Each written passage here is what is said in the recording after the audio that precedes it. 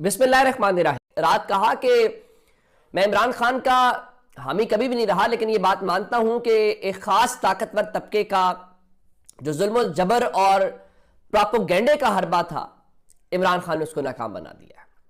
نہ صرف ناکام بنا دیا ہے بلکہ ان کو خوف اور تذبذب کے اندر بھی شکار کر دیا ہے۔ اب یہ ایک بہت بڑی بات ہے۔ یہ ہوتا تھا کردار کشی جیسے عدت جیسا کیس بنایا گیا، مختلف آڈیو لیکس کی گئیں، بات نہیں بنی۔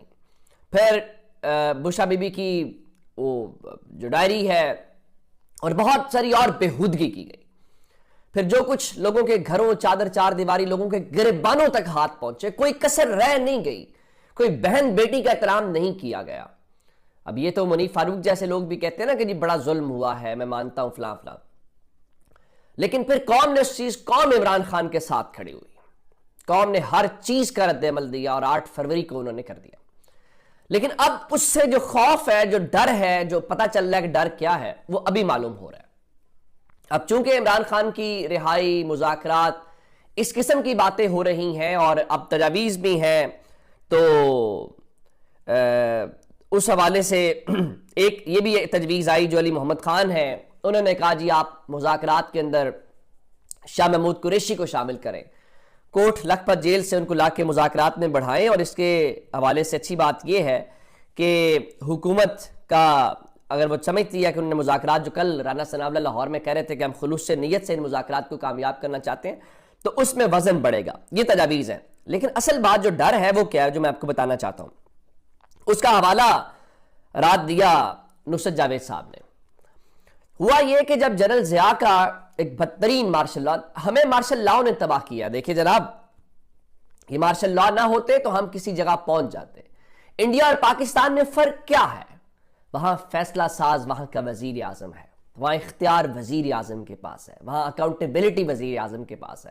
اور کل ہمارے ہاں خواجہ سعد رفیع کہہ رہے تھے یہ نہیں ہو سکتا سیاستدان رگڑا کھائے اور جو ریٹائر ہونے والے صاحب ہیں وہ جا کے گولف کھیلتے رہیں، اور انہیں جو کیا کوئی پتہ بھی نہیں ہے، اور بعد میں وہ پھر اس کا بھی ملبہ سیاستدان پر ڈالا جائے۔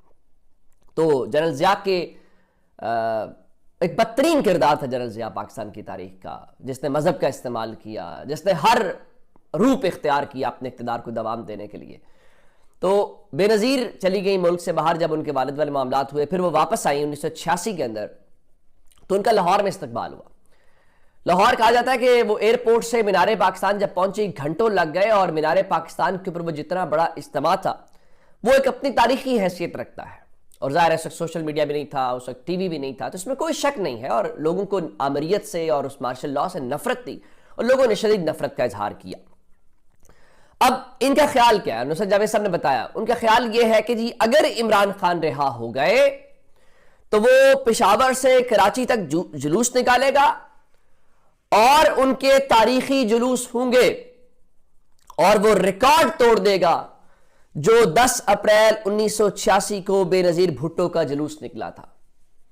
مطلب یہ ہوا کہ آپ نے عمران خان کو گرفتار کیا، جیل میں بند رکھا، اب آپ کو یہ بھی ڈر لگتا ہے کہ رہائی کے بعد جو لوگ اس استقبال کے لیے آئیں گے اس سے ہماری اناؤں کو نقصان پہنچے گا، اس سے ہمارے طاقت کے اس نظام کو کہ دیکھو لوگ اس کو نہیں مان رہے، لوگ اس کے ساتھ ہیں جس پہ یہ ظلم اور جبر جس کی پارٹی کے ساتھ ہو رہا ہے، اور پہلی بار لوگ کسی سیاستدان کی بات کے اوپر یقین کر رہے ہیں اور کہہ رہے ہیں جو وہ کہہ رہا ہے وہ صحیح کہہ رہا ہے۔ یہ بحران کم از کم پہلے نہیں تھا، اور یہ واقعتاً اس طرف بحران جو ہے وہ بہت زیادہ ہے۔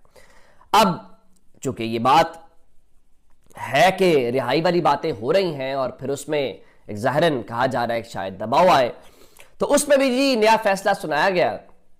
مسئلہ یہ ہے کہ ہم بہت ساری چیزیں آج کل وہ خود نہیں فیصلے سناتے یا خود نہیں فیصلے کرتے، ہمیں کہیں اور سے فیصلے سنائے جاتے ہیں، اور اس قسم کا ہی ایک اور فیصلہ ہے، اور وہ امریکہ کے حوالے سے جناب اب ہمیں کون بتاتا ہے فیصلے؟ اب ہمیں منیف فاروق بتاتا ہے کہ ہمارے فیصلہ ساز کیا سوچ رہے ہیں، ہمیں حسن ایوب بتاتا ہے کہ ہمارے فیصلہ ساز کیا سوچ رہے ہیں، ہمیں طلعت حسین بتاتے ہیں کہ جناب ہمارے فیصلہ ساز کیا سوچ رہے ہیں۔ ذرا چوائس تو دیکھیں، ذرا چہرے تو دیکھیں، ذرا چینل اور میڈیم تو دیکھیے۔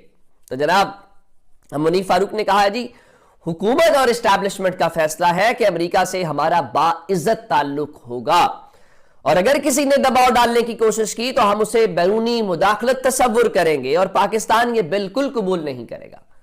دیر آئد درست آئد. ایک شخص تھا وزیر اعظم اس ملک کا جس کا نام تھا عمران خان. اس نے کہا تھا کہ ہم دوستی سب سے رکھیں گے, غلامی کسی کے نہیں کریں گے, برابری کی بنیاد کے اوپر تعلقات رکھیں گے. اور یہاں پورا زور لگایا گیا اس کی. جب حکومت گر گئی تو اس نے بتایا میری حکومت کیسے گری ہے. تو اس نے سوال نہیں کیا اس بار, جو نواز شریف سوال کرتے رہے مجھے کیوں نکالا, بلکہ عمران خان نے جواب دیا کہ میری حکومت کیوں گرائی گئی, کس نے گرائی. اور قوم نے اس بیانیے کو اس بتانے کو قبول کیا. تو اب اسے کہا گیا یہ مداخلت نہیں ہے, سازش نہیں ہے, فلا فلا اس قسم کی باتیں. تو اب کہا جا رہا ہے جی وہ ہم نہیں ہونے دیں گے. بالکل ٹھیک ہے جناب, آپ کریں, ان کا مقابلہ کریں, IMF کا مقابلہ کریں, دیگر کریں. آپ کے وزیر خزانہ صاحب جو آپ کی چوائس ہیں وہ فرما رہے ہیں جی مسائل زیادہ ہیں اور جادو کی چھڑی نہیں ہے کہ سب ایک دم ٹھیک ہو جائے. نہیں, آپ ماشاءاللہ سے یہاں تو عمران خان کی جو وہ ہے گفتگو اس کو کوٹ کر کے بتایا جا رہا تھا. عمران خان نے بھی مان لیا پاکستان کی معیشت بڑی, ہاں جی بڑی معیشت ترقی کر رہی ہے. آپ چھوڑے نا کہ میں کیا کہہ رہا ہوں, آپ پوچھیں اپنے گھر میں اپنے بچوں سے, آپ پوچھیں اپنی والدہ سے, اپنی بیوی سے, اپنے کسی بھی عزیز سے, اپنے ڈرائیور سے, اپنے آس پاس 15-20 لوگوں سے پوچھیں کہ ان کا مہینہ کیسا گزر رہا ہے. سمپل. آپ چھوڑ دینا کہ میں کیا کہہ رہا ہوں, ہو سکتا ہے میں بھی غلط بیانی کر رہا ہوں, ہو سکتا ہے میں بھی کوئی ایسی چیز آپ کروں. تو آپ خود کریں نا, میرے اوپر بھی ریلائی کیوں کر رہے ہیں. آپ جائیں, آپ کسی شادی پہ جائیں گے, کسی فوتگی پہ جائیں گے, کسی سوشل گیدرنگ میں جائیں گے, کسی فیملی گیٹ ٹوگیدر میں جائیں گے, کسی دوستوں کے گیٹ ٹوگیدر میں بیٹھیں گے, وہاں بیٹھ کے ایمانداری سے 10 سے 15 لوگوں سے سروے کر لیجئے کہ کیا آپ کا مہینہ, آپ کی سیلری آپ کے سر میں گزر رہا ہے. آپ کو جواب دے دے گا.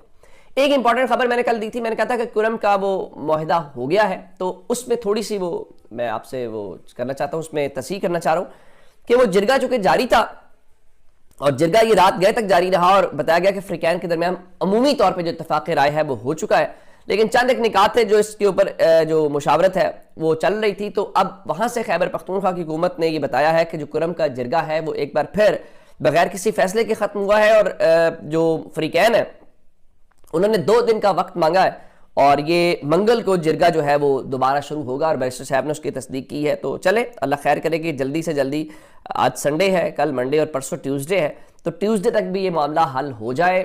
تو میرا خیال یہ ہے کہ یہ ہو جانا چاہیے. لاہور سمیت مختلف شہروں کے اندر دھرنے دیے جا رہے ہیں, دھرنے ہوں یا نہ ہوں ہم سب لوگ اس کے اوپر رنجیدہ ہیں, ہمیں تکلیف ہے. کسی بھی جگہ کے اوپر ناحق انسان کی جان نہیں جانی چاہیے, اور پھر جن بنیادوں پہ سب کچھ ہے, اور پھر جان جائے تو آپ اس کو یہ تو نہیں کہہ سکتے یہ اس حکومت کی, یہ سب کی ناکامی ہے. یہ خیبر پختونخوا حکومت کی, یہ وفاقی حکومت کی, یہ انٹیلیجنس ایجنسیز کی, یہ میڈیا کی, میری, آپ سب